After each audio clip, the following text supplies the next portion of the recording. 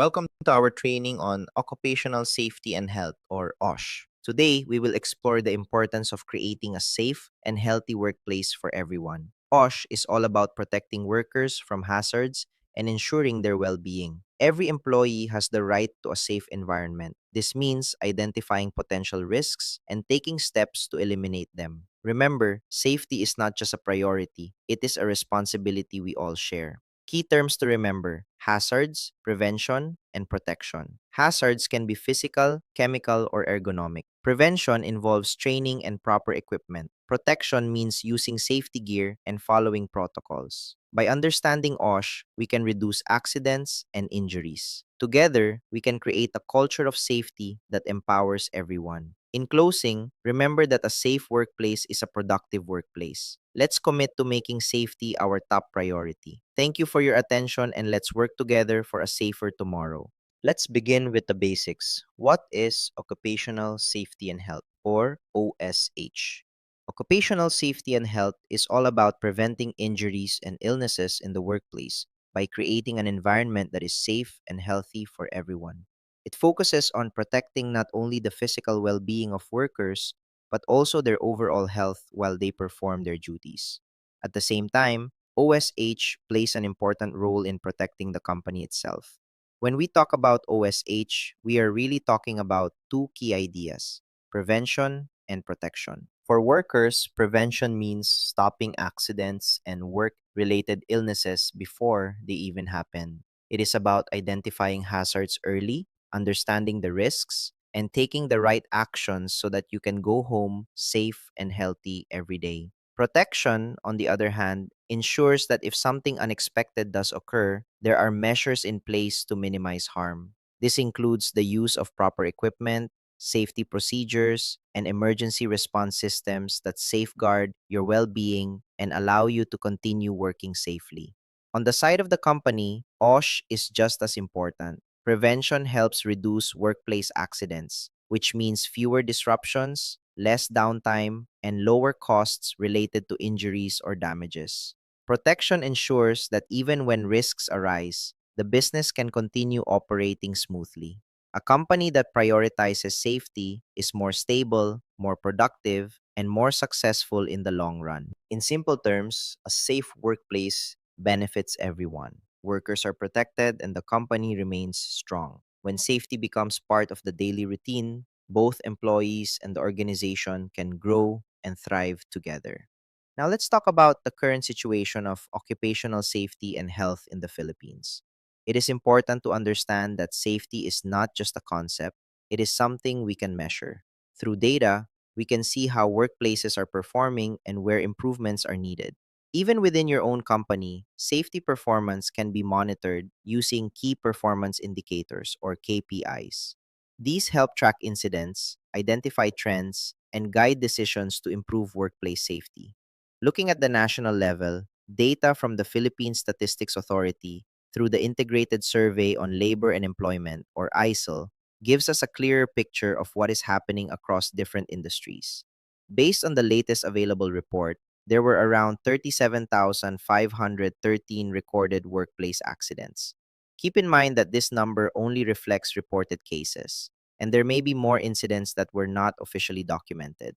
From these accidents, approximately 40,892 workers were reported injured. This shows that in some cases, a single incident can affect more than one worker, increasing the overall impact on both people and operations. More than half of these cases, about 56.6%, resulted in lost workdays. This means that many workers were unable to report for duty due to injury or were dealing with temporary or even long term disability. This not only affects the workers and their families, but also disrupts the workflow and productivity of the company. There's also a more serious side to these numbers. Around 1% of the reported cases were fatal, meaning lives were lost due to workplace incidents. Even if the percentage seems small, each case represents a person, a family, and a loss that could have been prevented.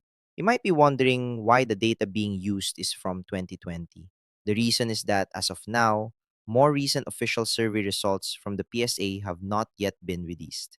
Despite that, these figures still provide valuable insight and remind us that workplace safety remains a critical concern. This is why OSH is very important.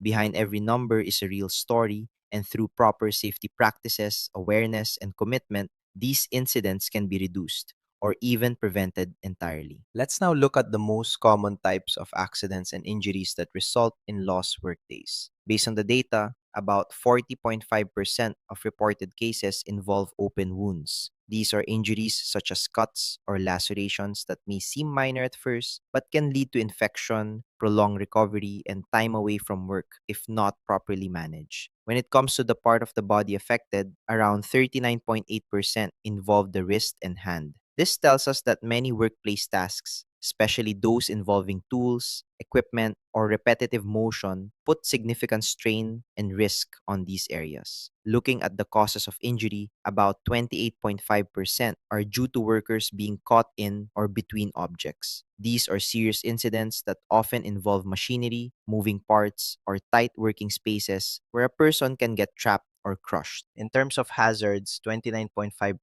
are associated with machines and equipment. This highlights the importance of proper machine guarding, safe operating procedures, and adequate training when handling any type of equipment.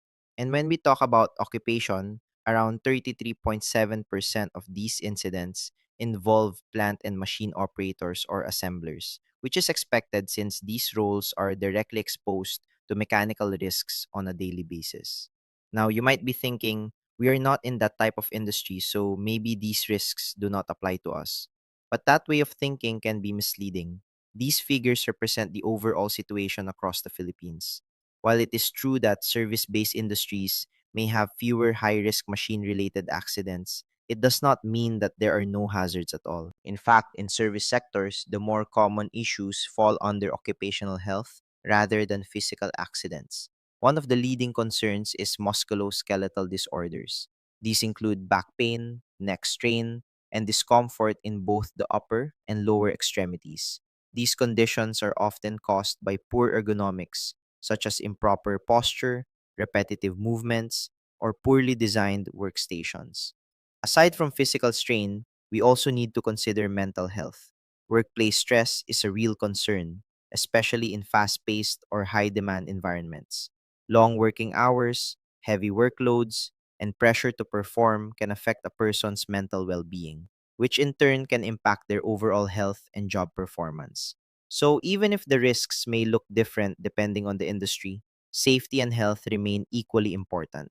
Whether it's preventing physical injuries or addressing ergonomic and mental health concerns, OSH is relevant to every workplace and every worker. Now, let's look at more recent data based on independent monitoring. According to tracking conducted by the Institute for Occupational Health and Safety Development, from January to July 2025, there were 217 recorded workplace related accidents.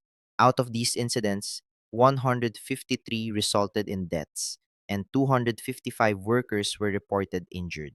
These numbers are alarming, especially when we consider that they come from independent monitoring and may not capture the full picture. What this tells us is that workplace hazards continue to exist across different sectors, regardless of the type of industry. It also reminds us that safety issues are not limited to one kind of work environment. Whether it is construction, manufacturing, or even service related industries, risks are always present if safety is not properly managed. More importantly, these statistics are not just numbers on a report.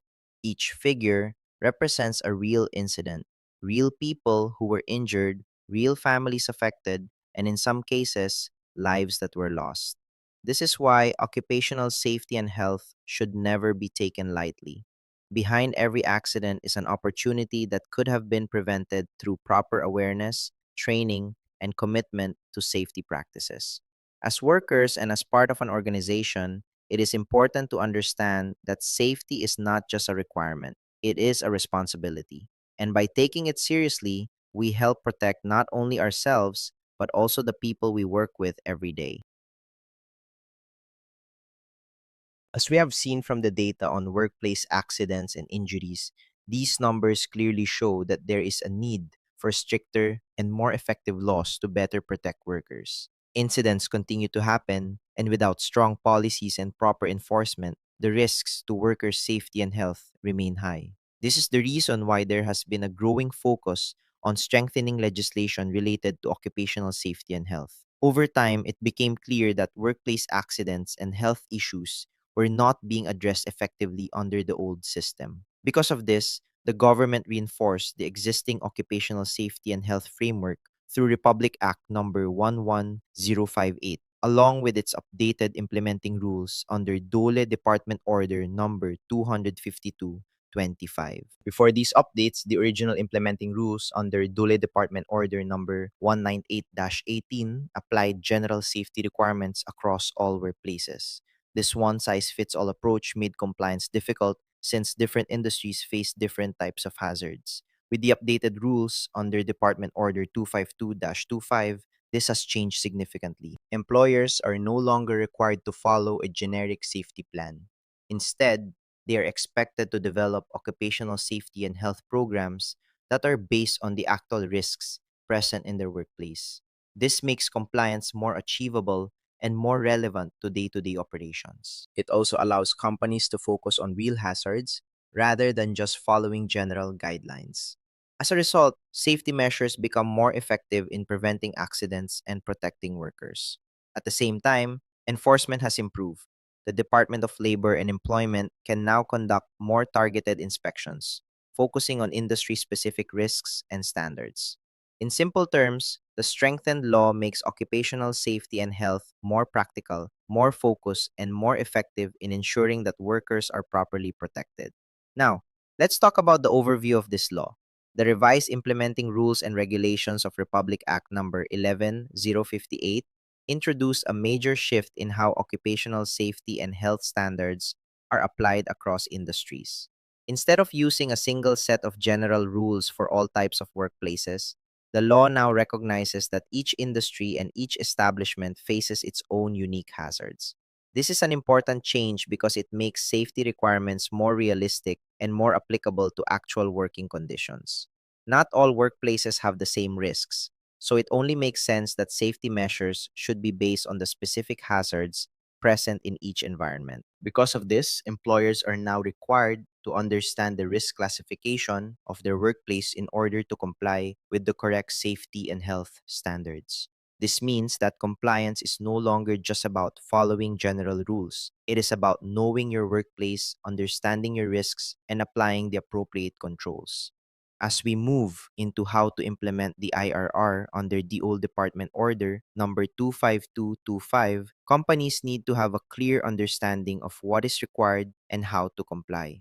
But before anything else, the first step is identifying the type of risk present in the establishment. This is usually determined through risk assessment, particularly through hazard identification, risk assessment and control, or HIRAC. Through this process, the company evaluates its activities, identifies possible hazards, and determines the level of risk involved. From there, the workplace can be properly classified. Once you already know your risk classification, the next step is to determine which industry your company belongs to. This is important because under the new IRR, the rules are organized based on specific industries. Each type of industry has its own set of requirements and standards that are more suited to its operations. For example, if your company belongs to the service sector, your compliance requirements are mainly guided under Section 19 of the IRR. This section outlines the specific safety and health standards applicable to service-oriented workplaces. So in simple terms, compliance now follows a clear flow. First, identify your risks through assessment. Next, determine your industry classification. And from there, apply the specific provisions of the law that are relevant to your type of work. This approach makes occupational safety and health more focused, more practical, and more effective in protecting workers in different types of industries. Now, let's look at a concrete example under Section 19 to better understand how these requirements are applied in real situations. Section 19 focuses on occupational safety and health standards for professional services. This section clearly shows that compliance is not the same for everyone. It depends on the type of work being performed and the level of risk involved. In professional service establishments, risk classification is divided into three levels. low risk, medium risk, and high risk. For low risk activities, these usually involve work that is more on knowledge based or advisory services. These include professions such as legal services, accounting, auditing, architectural and engineering design, market research, graphic design, and even journalism. In these types of work, the exposure to physical hazards is generally minimal, but that does not mean there are no risks at all. Ergonomic concerns, mental stress, and long working hours are still important factors to manage. For medium risk activities, the nature of work becomes more technical and may involve some level of fieldwork or exposure to physical hazards. Examples include aerial photography, surveying, and scientific research. In these cases, workers may be exposed to environmental conditions, equipment use, or movement in different locations, which increases the level of risk compared to purely office based work.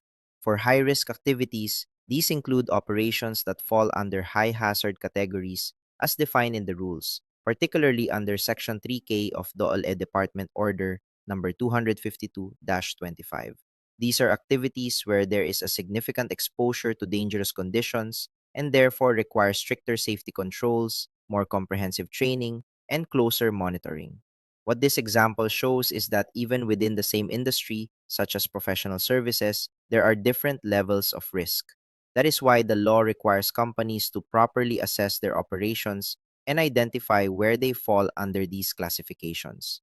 So instead of applying one general rule to all, the company tailors its safety and health program based on its actual risk level.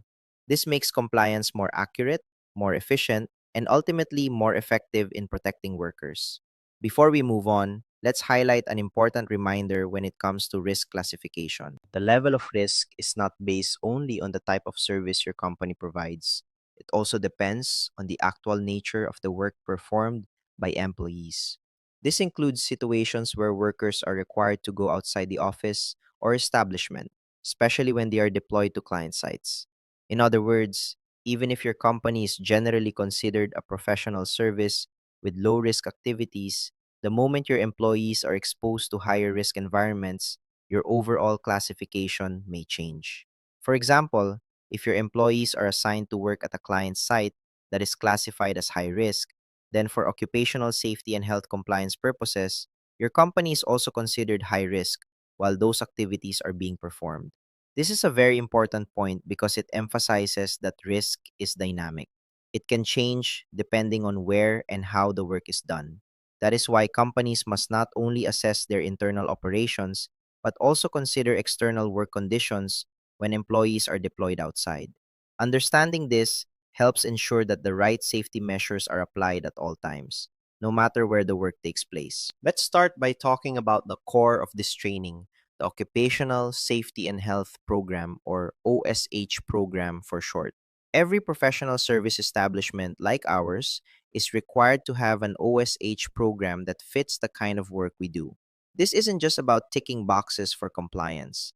Think of it as a living system, one that keeps everyone safe, ensures we're doing our jobs effectively, and demonstrates our commitment to health and safety in everything we do.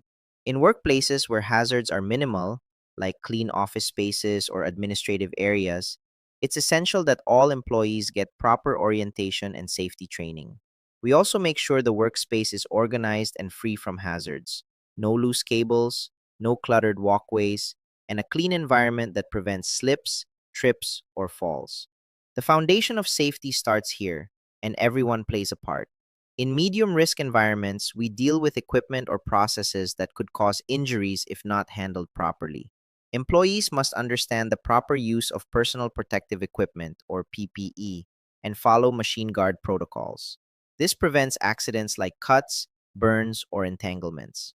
The key is that safety becomes part of how we work every day.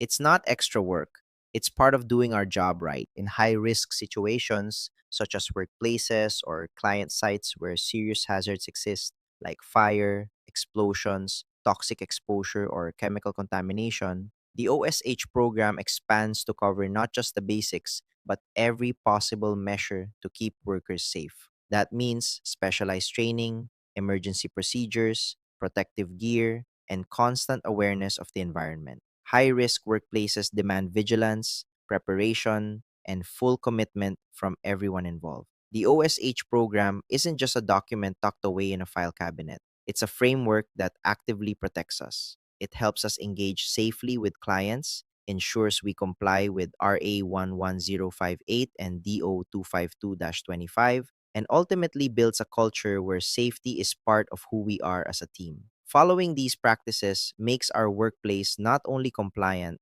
but also safer, healthier, and more productive for everyone. By the end of this training, you'll understand your role in keeping yourself and your colleagues safe. You'll know how to identify risks, follow protocols, and take the right precautions, no matter if you're in the office, in the field, or at a client site. So let's dive in, learn these important safety measures, and make sure every day at work ends safely for everyone. An effective occupational safety and health program isn't just about having policies or checklists. It relies on people, trained personnel who can respond immediately to hazards and emergencies. This applies to everyone, whether you're working in the office or out at a client site. In workplaces with low to medium risk, employees begin with first aid orientation and a 4-hour safety training under the TAV module. This ensures everyone understands the basics of hazard awareness, emergency response, and general workplace safety. Prevention and response go hand in hand, and every worker has access to trained personnel who can protect them no matter where they are. For high risk establishments, safety measures are more extensive to match the greater dangers. First aiders are available to provide immediate care when injuries occur, with staffing levels determined by the number of employees. One first aider for every 10 to 99 workers, two for 100 to 199, and so on.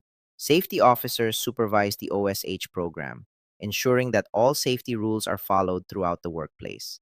In addition, occupational health staff, including nurses, dentists, or physicians, are assigned according to employee numbers, ready to address health needs directly on site. Safety isn't just a rule, it's a team effort. Trained personnel are there to protect everyone, respond when emergencies happen, and maintain a safe environment, whether you're in the office or deployed to a high risk client site. That's why it's so important to understand the risk classification of your company. Knowing whether your workplace is low, medium, or high risk isn't just a technical detail. It directly determines how you comply with the law. Your risk level guides which safety measures are necessary, what kind of training you need, and how many personnel must be available to respond to emergencies. When you understand your risk classification, you're better equipped to follow the requirements under RA 11058 and DO 252 25. Implement the right safety protocols and ensure that everyone, whether in the office or at a client site, stays protected. Compliance becomes meaningful because it's tailored to the actual hazards your company faces, not just a generic checklist. In short, knowing your risk level is the first step in creating a workplace that is not only legally compliant, but genuinely safe for every employee. Part of complying with Section 19 is establishing an OSH committee. Regardless of whether your professional service establishment is small or large, having this committee is essential for promoting safety and health at work. The OSH committee is not just a formality. It's the group that helps make sure safety programs are implemented effectively, hazards are addressed, and employees have a voice in workplace safety. The committee has a specific composition. The chairperson is the employer or the employer's representative, guiding the committee and ensuring that decisions align with company operations. The secretary is the safety officer who manages documentation, records meetings, and tracks progress on safety initiatives. Members include occupational health personnel, if applicable, contractor safety officers, if applicable, and at least two employees or workers' representatives. In establishments with organized employees or a recognized union, the workers' representatives come from the sole and exclusive bargaining agent. In establishments without a formal union, the rank and file employees select their own representatives. This ensures that every employee has a voice in matters of workplace safety and health. Having an OSH committee is more than compliance. It's a partnership between management and employees to create a safer, healthier work environment. It ensures that safety concerns are addressed promptly and that everyone has a role in maintaining a workplace where accidents and injuries are prevented before they happen. An important part of any occupational safety and health program is making sure the workplace is equipped with the right health facilities and supplies. According to the revised IRR of RA 11058 and related DOLE issuances, every establishment is required to provide these facilities and supplies based on the company's risk level, the number of workers, and the specific conditions of the workplace. In low and medium risk establishments, the focus is on making sure first aid resources are always available and accessible. This means having adequate first aid kits, trained first aiders who know how to respond to emergencies, and emergency medicines and supplies that match the types of hazards employees might face. Even in environments where the risks are minimal, being prepared can make all the difference when an incident occurs. For high-risk establishments, the requirements are more extensive, reflecting the greater potential for injury or health incidents. If there are 1 to 9 workers, at least one first aid kit must be available. For 10 to 50 workers, a dedicated treatment room is required. For 51 to 99 workers, a clinic with at least one bed must be provided. And for larger groups, between 100 and 500 workers, a clinic with two beds is necessary to ensure adequate care on site.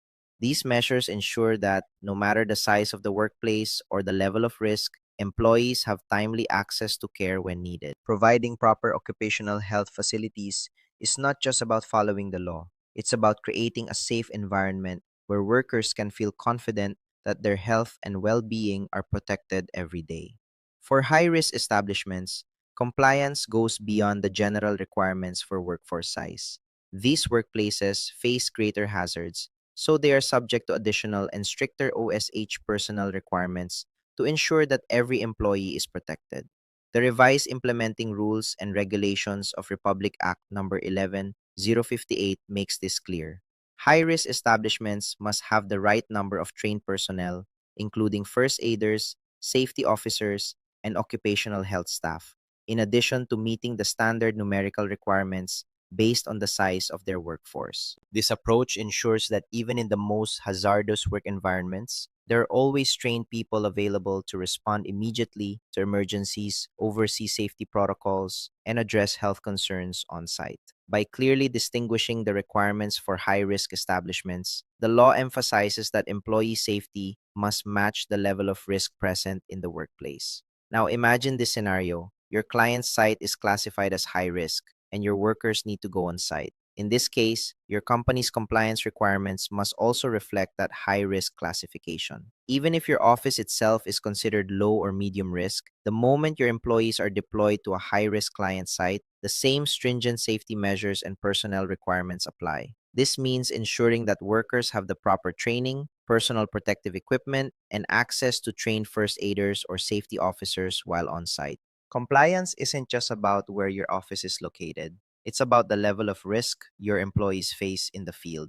By matching your safety program to the actual hazards your team encounters, you make sure that everyone is protected no matter where they work. It's also important to understand the consequences of not complying with the law. Under RA 11058, violations of occupational safety and health requirements can carry serious penalties. In fact, the law states that the penalty can reach up to 100,000 pesos per day, depending on the nature and severity of the violation. The penalties are structured to escalate based on repeated offenses. A first offense carries a certain penalty, but if the same violation occurs again, the penalties increase for the second and third offenses. Section 42 of the law clearly outlines prohibited acts and their corresponding penalties, so it's not just about fines, it's about holding establishments accountable for maintaining a safe and healthy workplace. This underscores why compliance is not optional. Following these rules protects your employees, safeguards your company, and ensures that everyone goes home safely at the end of the day.